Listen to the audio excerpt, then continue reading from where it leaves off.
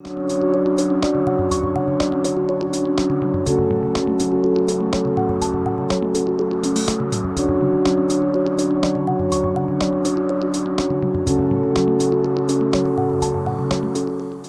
everybody, and welcome to a new episode of Gaming in the Wild, a video games podcast about games from the artistic, creative side of the tracks, from indie to AAA. My name's John, I'm your host, and today we're focusing on the indie part of the equation that I just gave you. This podcast covers all kinds of games, but I pick out games that I think are interesting in some way, that have something that we can look at, something that we can hook onto. And at the start of this year, at the very start of 2023, we're getting through January pretty fast. It's passing quickly. But I've been intending to do this episode for a while. I wanted to look ahead to all of the cool indie games that are coming out in 2023. There are quite a lot. There are some that have been bumped back from 2022. There are some that have been indefinitely bumped back that everyone's waiting for with bated breath. And there are some little fresh ones that have been announced recently, or that have been sailing under the radar just a little bit. So what I'm going to do in this podcast is run through 20 indie games that I have had my eye on, that I've had wishlisted, that I've been following for announcements, and so forth. Some of them we have release dates for, some of them are penciled for Q1 or spring, some of them are penciled for 2023 generally, and some we just know that the game exists and we don't have a date for. But there are a whole load of really interesting games to talk about, so I'm going to run through some of those today for you. But I've been playing a few games as well. I've been playing some pretty interesting stuff actually. So just to start the podcast off, let's talk through the games I've played in the last week or two. First of all, I've been playing a little bit of Melatonin. This is a super cool, stylish rhythm game that came out in December of last year. I finally got into it and I've been playing it handheld on Switch and having a great time. I'm not a huge rhythm game guy, but this one has so much style. The visuals have this neon, pastel, vaporwave sort of look to them.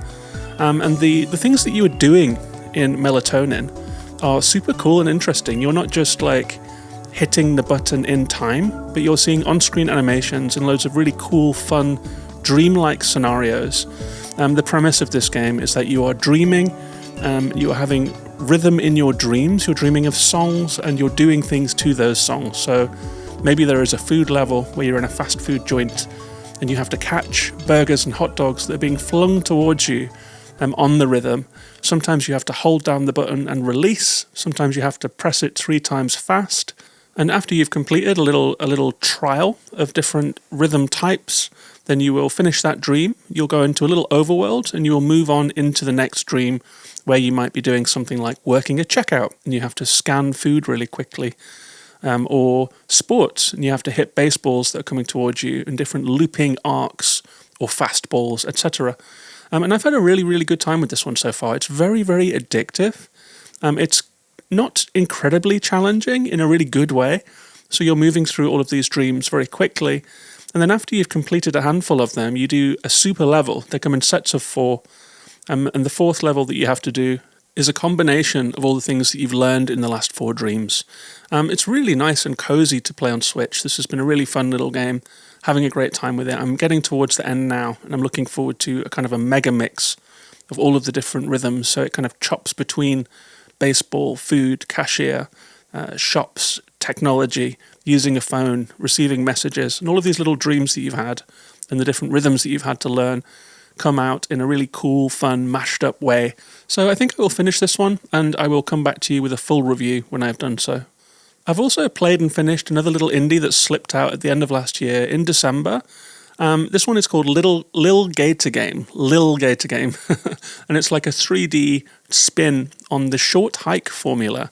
It has little flourishes of inspiration taken from Breath of the Wild, such as climbing and gliding, little story beats that are familiar from Short Hike, where you're a kid on an island.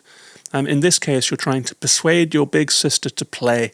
She's back from school, and you, as a little baby gator, just wanted to play, and so you're trying to build a fun RPG that she'll stop doing her homework and come and play with you. It's quite delightful. I rocketed through it in just a few sessions, and I think I'm going to be doing a full review of that one too. But if you are a Short Hike fan who plays on Switch, Lil Gator game is an easy recommendation, so I'll be looping back around to that one. And I've been dipping in and out of a few other things too. I'm still playing High on Life, the comedic first-person shooter with a cartoony sci-fi scenario going on. I started playing a little bit of The Excavation of Hobbs Barrow, a pixel art point-and-click, all on Switch. I've been playing a lot of Switch, just catching up on the indie games that I missed at the tail end of last year. And after this preview episode, the podcast will be getting back to regular service, and so you can expect a whole bunch of game reviews from me in the coming months. And before we get into the preview, allow me to just briefly mention that this is a patron-supported show. So if you do enjoy this podcast, or if you're watching over on YouTube, welcome. This show comes out every week. I've just started uploading it to YouTube too. So if you just found the podcast through YouTube, or if you're a podcast listener, either who's been listening for a long time or has just discovered the podcast at the start of this year, you can support this podcast on Patreon at patreon.com/gaminginthewild. For that, you will get an invite to our Discord community, a cozy little corner of the internet where a load of nice people just talk about games all day long. We play Guess the Game, we play Wordle, we share what's on sale, what we've bought, what we're playing. We share screenshots and we talk about games that are coming up. If you would like to join us, you also get a whole bunch of bonus episodes. There are 9 in the back catalogue and more on the way. And I'd like to say a big thank you to the 3 most recent patrons. So thank you very much to Brendan Zapp, Gordon, and Lawal. All of you are very much appreciated, and thanks very much to all my existing patrons as well. And with all of that said, let's move on and get into it with a 20-game preview of the indie games that we have to look forward to in 2023.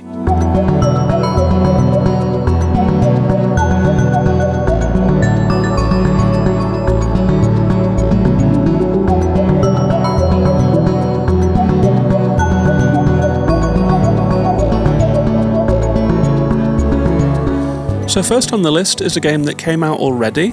It came out on January 19th. It's called Colossal Cave. It's based on a 1975 text adventure that has been reimagined in 3D, and so this is a 3D cave exploration game. It's out on PlayStation, Switch, Xbox and Steam, and the developers describe it by saying Colossal Cave is an exciting point-and-click adventure into a mysterious cavern, a reimagining of the celebrated text adventure by Will Crowther and Don Woods. Acclaimed game designer Roberta Williams brings you her vision of the game that inspired her to create her own legendary games. And Roberta is one of the co-founders of Sierra, who did the King's Quest games and lots of classics that people will remember if they've been playing games for a really long time. So it's really interesting that she has taken this game, which is clearly very important to her, taken a text adventure which describes environments to you in an evocative way, and decided to rebuild that game as a 3D exploration game. It's a very intriguing idea. So this one is definitely going onto my wish list. I'm just very curious about the whole idea of taking a text adventure, which by nature paints pictures in the player's mind with text and lets them fill that space themselves. And so it's a very interesting idea to me to take a text adventure and to reimagine it in 3D. I will definitely be checking that one out at some point, and you can do so right now if you want to, because it is out. There are some people streaming this game, so I might well dip into some streams and just get an idea of the kind of game that this is. The next game that's coming up is my first big indie game of the year. This is one that I've been excited about and that I've talked about before. It's coming out on January 31st for PC and PlayStation 5, and it is Season, A Letter to the Future by Scavengers Studio. I've been very excited about this game. The first trailer of it, in which your protagonist with round sunglasses is looking out at the world, taking recordings, taking photographs, and cycling through this beautiful 3D world in which the season is changing with bright foliage, with giant trees, with the road stretching out before you. It's just such an interesting game, and it looks so good. I'm getting the same kind of vibe from Season, A Letter to the Future that I got from Sable. And Sable was obviously one of my games of the year in 2021, and I absolutely loved the freewheeling exploration, the sense of loneliness, the sense of being alone in a big, beautiful world and just being set free to go and explore it. Season is more character-based, and there is more of a story here, it seems. But similar to Sable, it appears to be somewhat modular in that you go and talk to different people, you find out about their concerns, you find out about their lives, you document them and meet them and experience them. And I'm just very into this idea of documenting a world, meeting all of these interesting people, and the premise that the world is changing is something that we can all relate to. But the art style of this game, the writing, the activities that you do in it, the combat-free exploration, and moving through large spaces in a freewheeling kind of way really, really, really appeals to me. So I'll be jumping on Season as soon as it comes out. And number 3 on my list is another game that I've mentioned before. It got a date last week, so it's coming out on PC and Mac on February 17th. This one was unveiled during Day of the Devs at the Summer Games Fest, and as soon as I saw the line-drawn, macabre and beautiful illustrations that make up the visuals of this game, I was absolutely hooked. There was a demo for this one too, and I got through it in one sitting.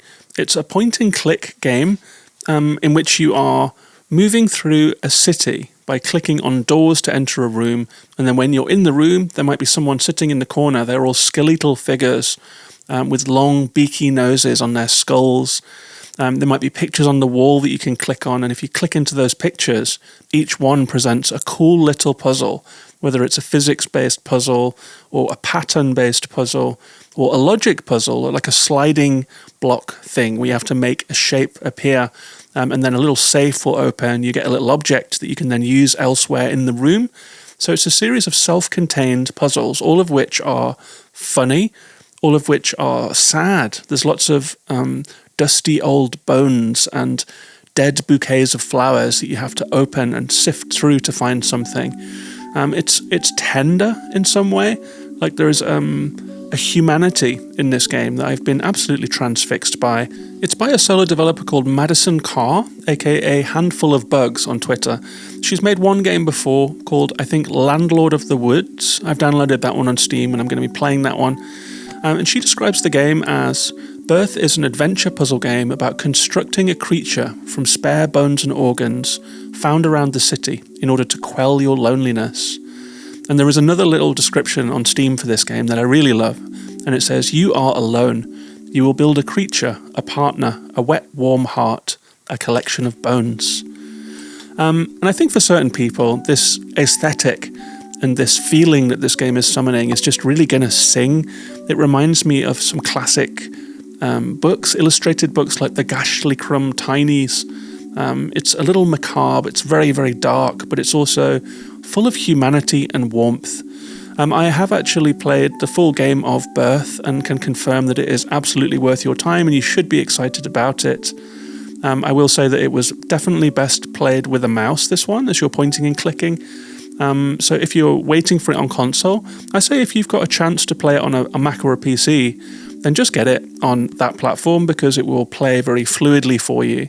I'm going to be talking a lot more about Birth in the future, and that's coming out on February 17th.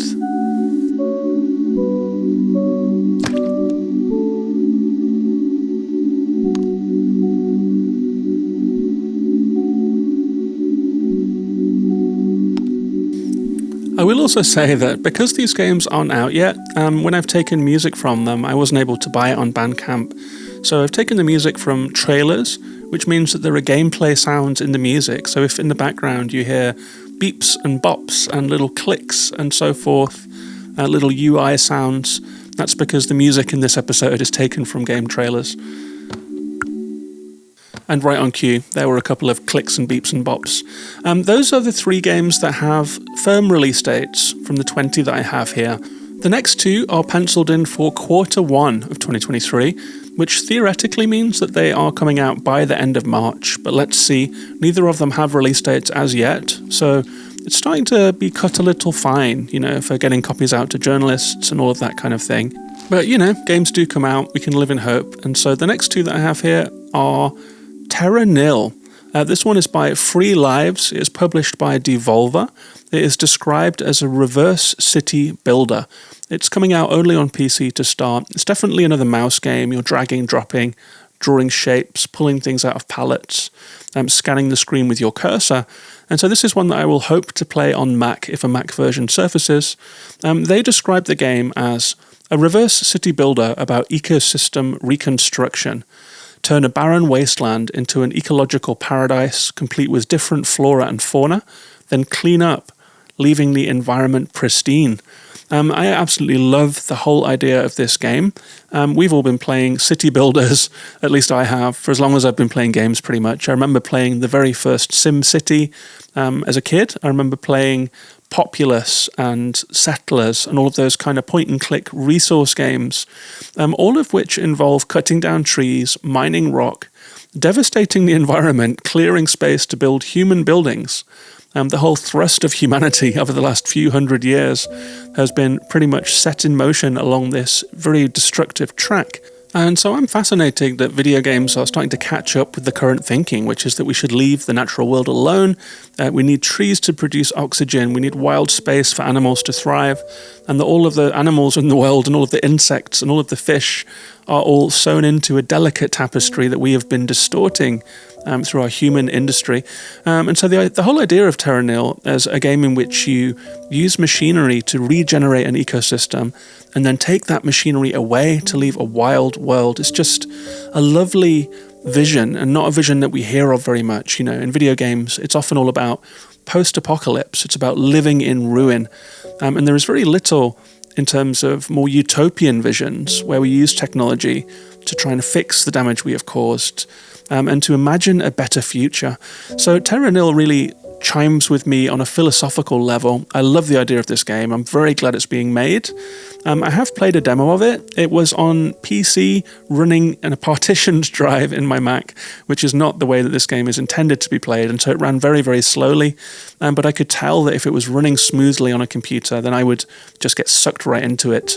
You can put down things like wind turbines and attach them to power generators that you can then attach to seeding machines or watering machines that just fill the world with beautiful plants. This dry, devastated desert is repopulated with verdant life, and I can imagine getting completely lost in that game given a chance. So I'm holding out hope that this one comes out for Apple computers as well. That is Terra Nil.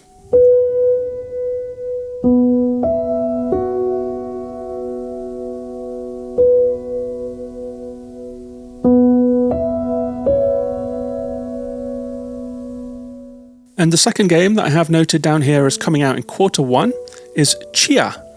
This is an adventure game in which a third-person adventure game in which you run around an island or a series of islands. You can boat between them in a Wind Waker sort of style. You can glide through the air. You can climb things. There's another Breath of the Wild influence here. It's a very colourful game. It looks to be violence-free, which I really appreciate. The description of this one from the developers is: join Tchia on her tropical open-world adventure as she sets off to rescue her father from the cruel tyrant Miavora, the ruler of the archipelago. So this one seems fascinating. You can jump between animals in this game, so it's another game that is about humanity and our connection to nature. It's so colourful, and it looks like the movement is so nice. As I watch gameplay of this game, I'm very taken with how fluid and free the movement seems to feel. They do also describe the game as a physics-driven sandbox, which sounds very, very promising. And again, that's part of what makes Breath of the Wild such an enduring game, is that people can use this very, very playable world to make their own fun. I also really like that Awaseb, the developers of this game, are from New Caledonia, the archipelago, and they have made a game that is all about the culture of New Caledonia. It's all about the folk tales, the philosophy, and the lifestyle. So this is a really colourful, nature-focused game, and I'm really, really into the look of it. I can't wait for Tchia. And that one's supposed to be coming out in Q1 of this year as well.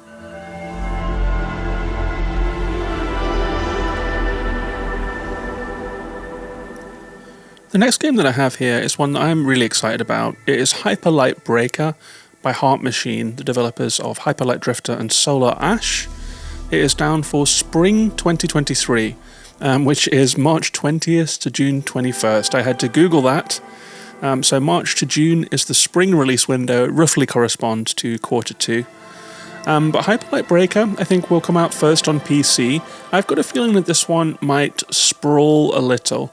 NoClip did a development documentary about it called Hyperlight Development. It is a multiplayer game, and that seems like a bit of a departure for the makers of two excellent single-player games, and it seems to build on the aesthetic of Hyperlight Drifter with the gameplay of Solar Ash. So more free-flowing, more 3D, but with that beautiful palette and that gothic, sci-fi, neon dream quality that Heart Machine seem to bring to everything. And they describe it as, enter the overgrowth, a new land in the world of hyperlight.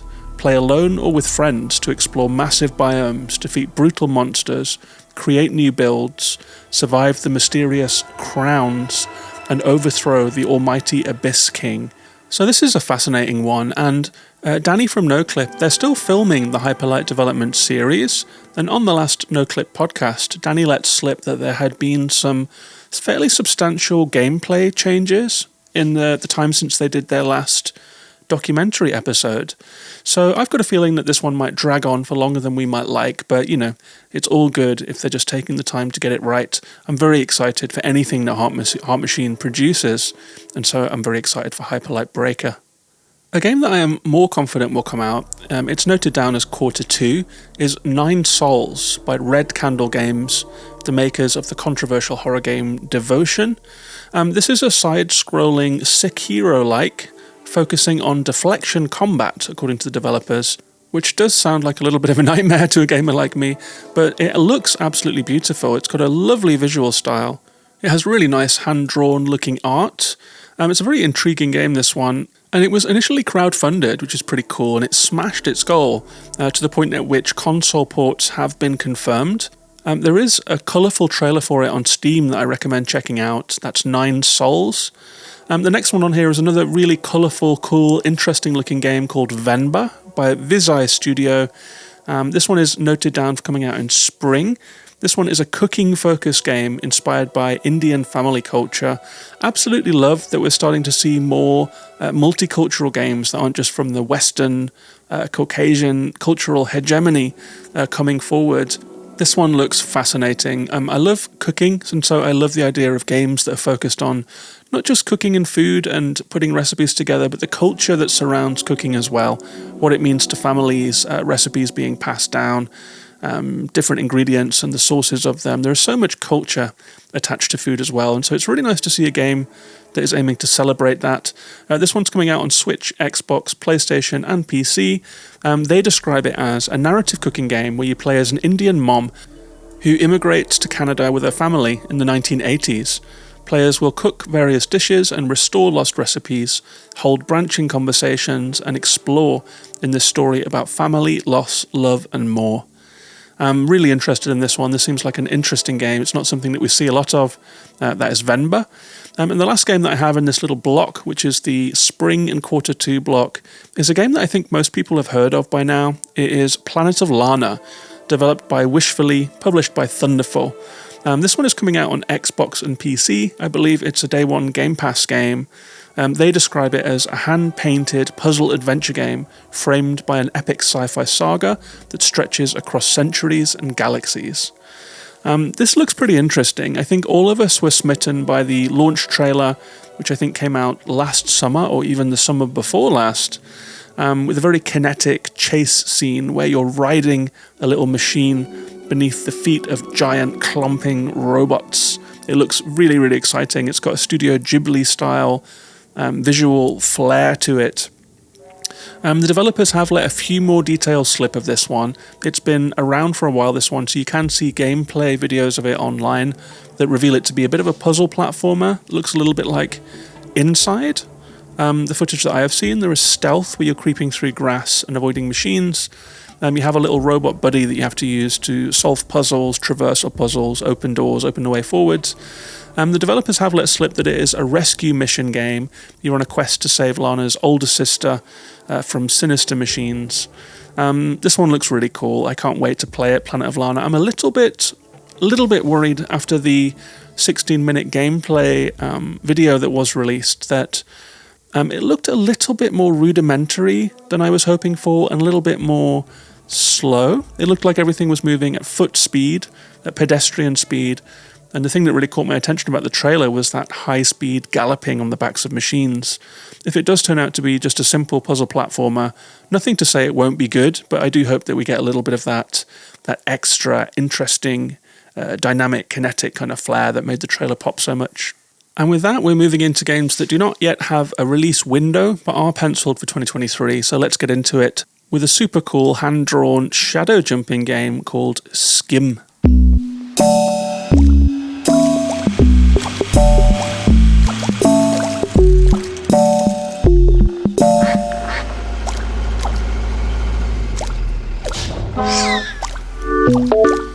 And pretty much everyone has been referring to this game as Schim since it was announced. It's S-C-H-I-M. I watched a little developer interview today and they referred to it as Schim or something like that. It's, I believe they're from the Netherlands, so it's a kind of an unusual pronunciation. It was like Schim or something like that, but I can't do it. But I do like to try and pronounce things correctly where possible, so let's go with Schim. The developer is called Extra Nice. This one's coming to Steam and PlayStation. And I think that I read or heard somewhere that a Schim is a little shadow spirit and that every object has one. And in this game, they have been detached from their objects. And so you are jumping between shadows. It's a hand-drawn, line-drawn world. Everyone has a shadow, everything has a shadow, and you can leap between them. So you're kind of platforming between the shadows of objects. I think you will find some Schim that are the lost shadows of objects and you have to reunite them together. But this one just looks so interesting. It's like an isometric line-drawn world, and you're moving through it in such an unusual way. You're looking for puddles of darkness. It looks very lively. It's got a bit of a Goose Game feel to it somehow. That one's Schim, and that one's penciled for 2023. I'm going to rattle through a few of these quite quickly because some of them we don't have a lot of info on. We might have seen like a 1-minute reveal trailer, but there's not a lot of info out there about some of these. The next one is called DREDGE. It's by Team 17 and it's coming out on consoles and PC. They describe it as a single-player fishing adventure with a sinister undercurrent. Sell your catch, upgrade your boat, and dredge the depths for long-buried secrets. Explore a mysterious archipelago and discover why some things are best left forgotten. Love it. This one looks like a game in which you control a little boat, a top-down, roughly sort of view. You're going over rolling waves in the darkness. You're following the light of lighthouses. You're navigating treacherous rocks and tides. And dredging, stopping to fish in that Wind Waker style. You see a little bubble, drop a net down, see what's down there. Sometimes I think it is going to be things that you don't particularly want to find. Get the feeling that there is a bit of a Lovecrafty, what lies beneath the surface kind of feel to that one. So look out for Dredge. The next one is actually by Simigo, the makers of Sayonara Wild Hearts, a game I absolutely love. They have a new game that has been quietly released called Lorelei and the Laser Eyes.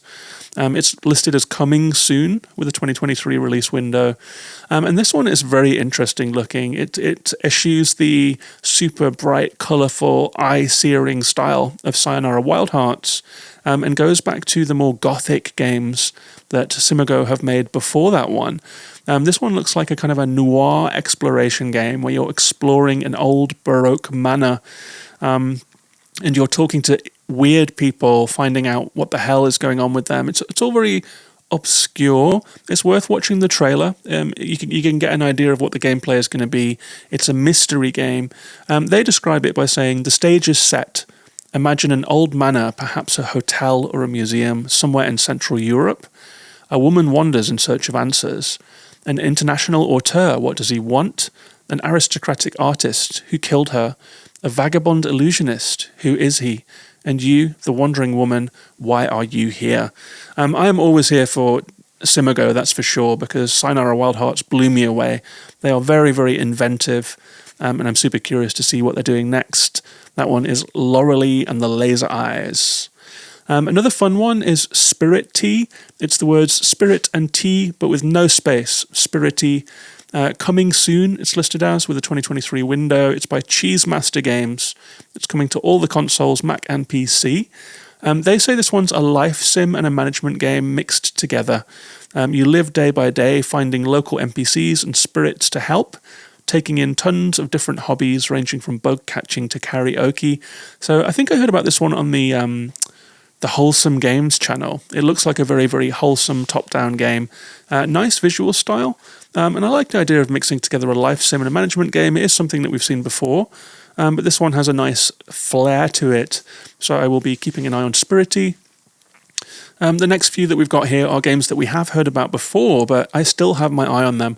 One of them is Highwater by Demagogue, who made Golf Club Wasteland. That's a game that I really, really liked. And it looks like Highwater continues in the Golf Club Wasteland world. That game was perhaps made best of all by a radio show that you listen to as you are golfing through the ruins of Earth. And you listen to this amazing podcast radio show with investigative stories, with interviews, with music, future music. And so it's all composed material, and it's an amazing way to reveal a world to someone, is to let them listen to this. I guess it's like a This American Lifestyle podcast, where it's slice of life, tell us a story kind of thing. It also had announcements in it. So it would have announcements about oxygen usage, water usage, things that people shouldn't be doing. And that gives a hint of an authoritarian system, or a scarce resource system where everything that you do has to be managed so that people can survive. But Highwater seems to be set in a flooded Earth. It's not a golf game this time. They say it's a tactical, turn-based strategy game set in a post-apocalyptic urban world. Navigate by boat, discover urban islands, and gain new allies as you fight your way through the flooded region. So that's Highwater. Got one eye on that one. The trailer looks wonderful. I'm really into Demagogue devs. I get the sense that there is some imagination in this studio. And so them applying themselves to a 3D tactical turn-based game just seems really interesting. Definitely into that one. I've mentioned this next one before too. It is Naiad. If you follow Gamer Instagram or Gamer Twitter, this will probably have crossed your feed at some point. It's a top-down, a truly top-down for a change. So not that Zelda view, or not that straight-on view, but completely top-down. So you're looking down on the landscape as if the camera is pointed at the ground. There is a winding river with glistening water, brightly coloured flora, brightly coloured fish, underwater plants, and things that you can glimpse on the riverbank. And you play a Naiad, a water sprite, and you swim in a very languorous sort of way through this winding river, solving puzzles such as using flowers to open the way ahead, or corralling fish, or different kinds of things like that. I get the sense that as you continue down the river, you'll start to see some of the impact of humanity. So there's a little environmental theme to this one too. They describe it as a relaxing, minimalist, colourful exploration adventure. That sounds absolutely cool to me. It looks just beautiful. It's blissed out. There was a demo of this one. I played it. I was a little worried about how the swimming feels. There is a boost button, and you turn clockwise or counterclockwise. I kind of wish that when you push in a direction, you just went in the direction, rather than having more of a tanky control sort of system going on to control the Naiad. Very much like games like Stray, Solar Ash, Pathless. I think this is a game that is going to be all about motion. So I'm hoping that the movement has been a little bit improved from that demo. But Naiad is listed as coming soon. It's coming out on PlayStation, Switch, Xbox, and PC and Mac. I have 6 games left that have been announced, 6 indie games that I think are awesome, that are coming out this year, if all being well, of course. The next one we've seen quite a lot of. It is Thirsty Suitors, developed by Outer Loop. This is the developer who made Falcon Age, which was a really interesting sci-fi game about colonization, indigenous cultures, and nature. This one's coming out on all the consoles, PC and Mac. It's being published by Annapurna Interactive. I'm really happy to see that. It means that those Falcon Age developers did well enough to get themselves a good publisher and a good publishing deal. They describe Thirsty Suitors as a stylish, story-driven adventure that unfolds through turn-based battles, skateboarding, and cooking. And this is another game that relates to Venba. It has like an Indian flavour to it. So you're doing some really interesting dancing. You have this Bollywood-style music in the background. You have family all around you. So again, it's tapping into the kind of cultures that we don't always see in games, and I'm absolutely here for that. I love that there is cooking in this one. The skateboarding is an interesting thing in this one, and the turn-based battles seem really cool. They seem like verbal battles, kind of, where you have to put down the other person. One special move that caught some attention on Twitter was that you can call your mom when faced with like a horny guy, and she will dress him down, and he will just shrink away and lurk away from you. So Thirsty Suitors is a really interesting one. It's got a dating sim kind of feel to it. Very, very colourful, very, very kinetic, full of life, full of colour. I'll be looking out for that one. Another one that's been bumped back is Oxenfree 2 Lost Signals by Night School. Night School was bought by Netflix, I think last year. So they have become part of the Netflix gaming experiment, which I guess means that this game will be out on iOS and Android via Netflix. So I'll be able to play it on my iPhone and Backbone controller. It's also coming out on consoles and computers. It looks pretty cool, actually. I was a big fan of the original Oxenfree. I liked the dialogue system. I liked that it had that Stranger Things kind of vibe to it, where you're on a lost island, and there are these tears in reality that are really, really freaky. You have strange visions, and there are voices coming from some kind of void. Oxenfree was a very, very cool little indie game, very creepy, good soundtrack. And it looks like Oxenfree 2 pretty much picks up where the first one left off. In this one, you move through the tears in reality rather than just trying to open them or seal them. So there's some interesting time skip stuff going on from the trailers that I have seen. There is a 20-minute gameplay trailer of this one, which I will link to. So I will definitely be having an eye on Oxenfree. But this one feels like it's just been delayed in that way where someone put a pin in it and that pin never came out. So I'm not confident on the release of this one, but I would hope that we would see it this year. That's Oxenfree 2. One that has caught a lot of attention online, and I know that some people in our Discord are really looking forward to this one, is Sea of Stars by Sabotage Studios. This one's coming out on consoles and computers. They describe it by saying it tells the story of two children of the solstice who will combine the powers of the sun and moon to perform eclipse magic. They'll be fending off the monstrous creations of an alchemist known as the Fleshmancer. This is a top-down, pixely Zelda-like. It has a very, very cool, colourful visual style again. It's very eye-catching.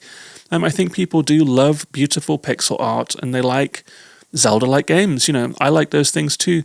And this one is definitely eye-catching. I have watched the trailer. I can't quite make out what the gameplay is. It looks like it might be JRPG-style combat. Not sure if it's turn-based or if it's a mixture, like a hybrid of action and turn-based. But Sea of Stars, that's one to look out for this year as well. Just a couple more here before we get into games that are not announced with a date at all. The first one is one that has flown way under the radar. I've never seen anyone else talking about this game. I think I just came across it in a long, long list on like Games Radar or something. They have a page that's just like an encyclopedia of everything that's coming out with no further details. And that's where I found Harold Halibut by Slow Bros. It's coming out in 2022. I've got in my notes here. So it had a firm release date and was kicked back. It's been 10 years in development. And there is a reason for that. This is a game that is made entirely with stop-motion visuals.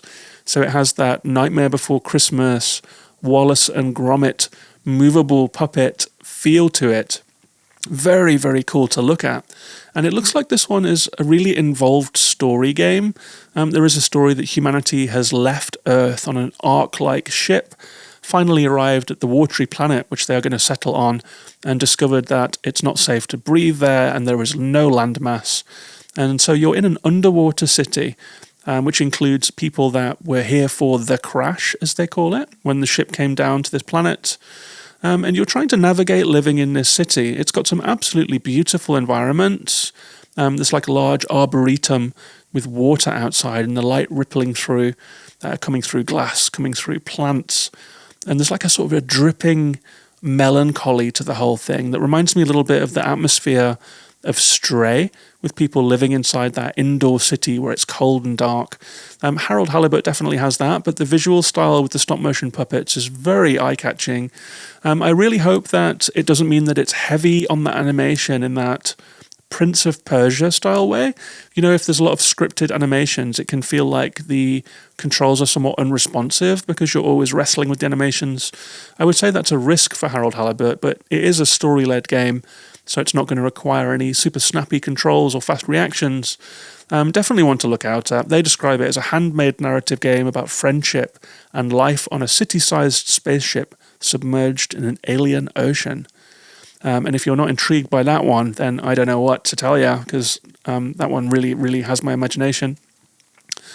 One more game here. It's a really big one. It is called Hollow Knight Silksong. You may have heard of it. It is the sequel to Hollow Knight by Team Cherry, initially announced on Switch in 2019, so it's been 4 years. which seems absolutely absurd. I remember watching that release trailer and being so excited. Has that really been 4 years? The pandemic really did just take a big chunk out of our lives, didn't it? But it has been re-announced, this time by Xbox, an Xbox Bethesda showcase in 2022, in which they said all the games were coming out in the next 12 months. So that means that Silksong should be out by June 21st, if they hold to that. It's going to be on Day 1 Game Pass, it's going to be on Switch and everything. They describe this one, interestingly, as discover a vast, haunted kingdom in Hollow Knight's Silksong. Explore, fight, and survive as you ascend to the peak of a land ruled by a silk and song. You control Hornet in this one, who was an NPC in Hollow Knight, a little white-headed bug with a red dress, and she fights with a needle and thread. It looks absolutely fascinating. I am a huge on-the-record fan of Hollow Knight. It's a one-off game. It's the biggest and best Metroidvania. I would say that includes all of the actual Castlevania and Metroidvanias that I have played. Hollow Knight took the genre to new levels, and it sounds like Silksong is going to move the template again. So everyone is got a lot of hope on Silksong, but I really am optimistic about this one, and when it finally comes out, I just can't wait. I can't wait to get lost in that world.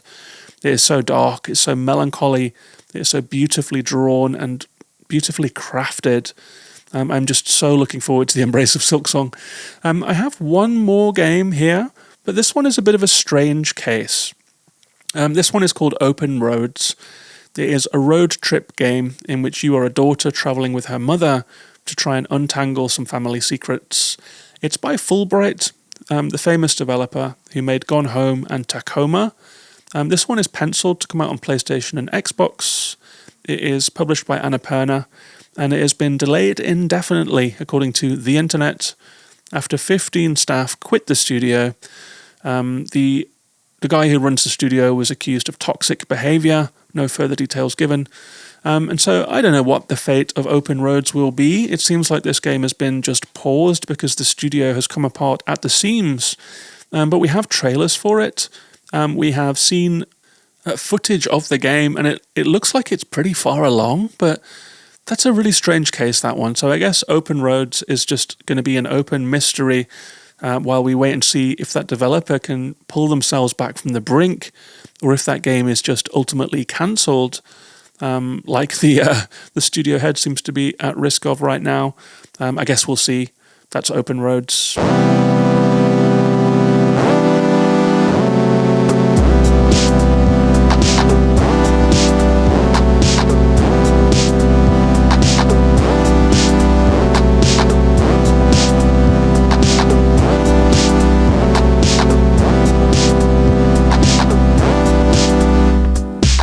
I have 3 more games here. These are games that do not have a release date. They do not have a release window.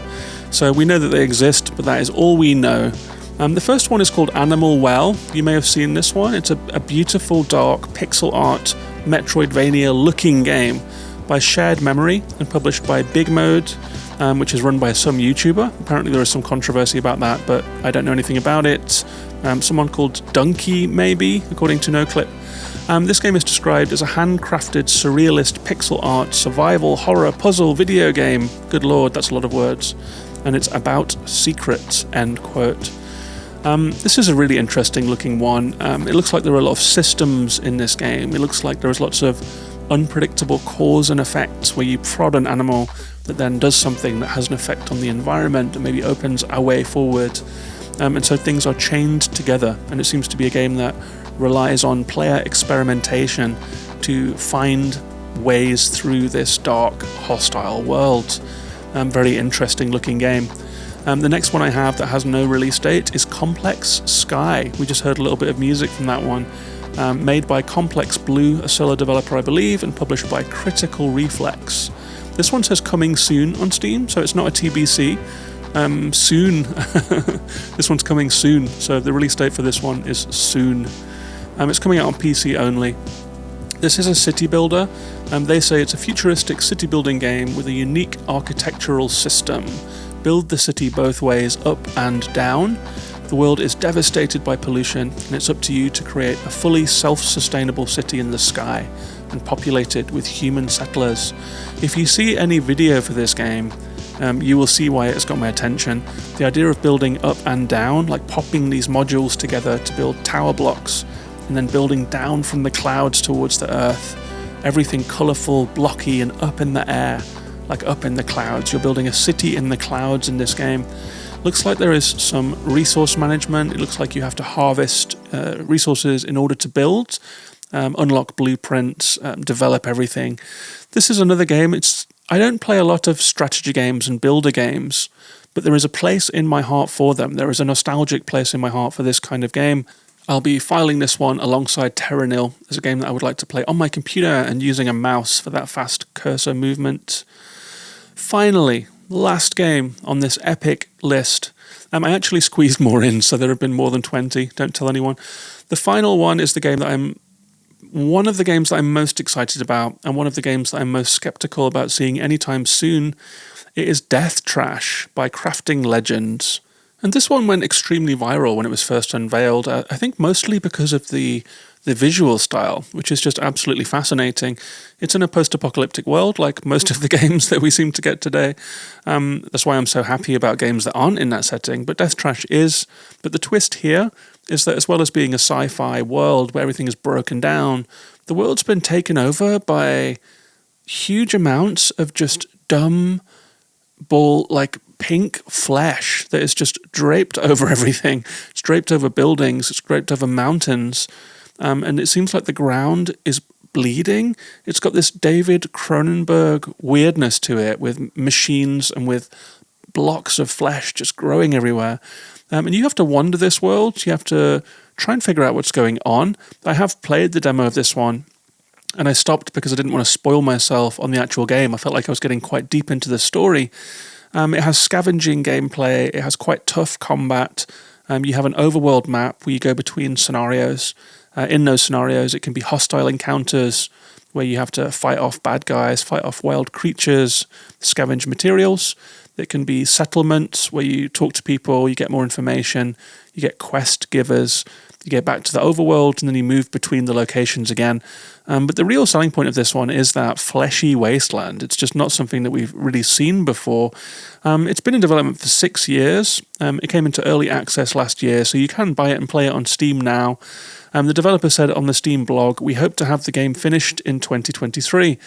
So that's a very, very loose dream that the game will come out this year. It might be one that we just end up putting in our back pocket and holding on to for the future. They describe it as a post-apocalyptic world where cosmic horrors long for humanity but meet punks with shotguns. Very, very interesting. Even in the demo, there are moments where you end up conversing with this huge Lovecraftian flesh blob and trying to find out what it wants and talking to it. Just an absolutely fascinating game. I cannot wait to get my hands on the full version of Death Trash. Let's hope that it's sooner rather than later. But hey, we're good gamers here. We're not the bad kind of gamers. We give the devs all the time they need, and we have trust in them that they will make the games as good as possible. So I remain semi-skeptical about some of these release dates, but very optimistic about the year ahead. What a bunch of amazing games we have. There is loads to look forward to in 2023.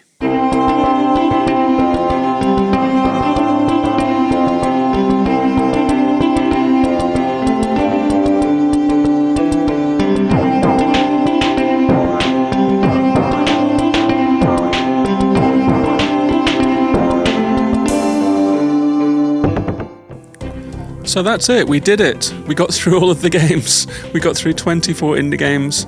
I have played a handful of them. I did really enjoy Birth, I have to say. Birth is a game that is going to stick with me, I think.